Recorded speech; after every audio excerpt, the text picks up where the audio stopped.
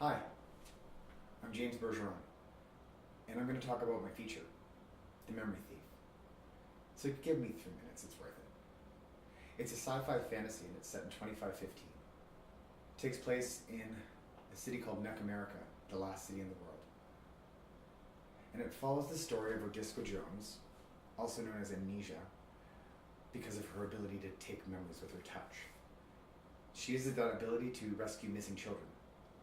And when we find her, she's looking for a missing girl in a junkyard in the dredges of the city, and she comes across two operatives from the Halo Corporation, the evil corporation that owns everything. And they're looking for the same girl. So there's a bit of a struggle, and in the midst of the scuffle, she realizes that one of the operatives is actually her little brother, all grown up. Except he's got somebody else's consciousness implanted in his mind.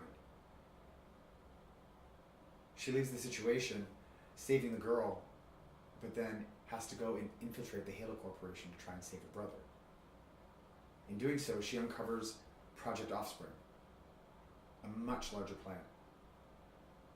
The Halo Corps has actually secretly built a starship in orbit, and they've been kidnapping children with psychic abilities to take them on a 20-year journey to a distant planet. The whole purpose is to raise them, and when they're grown, by the time they get to the planet, they're going to transfer their consciousness into the children, their version of immortality. The worst part is, when they initialized the engines on the ship for the first time, they had to link it to the city's energy core. And in doing so, they fractured the energy core, in effect giving the last city with the last humans a countdown to their own demise.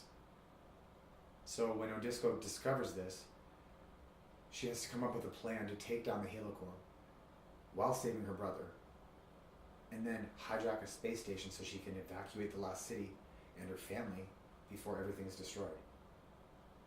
It's a lot, but she does it, and she does it with style. Hell, she does, yeah.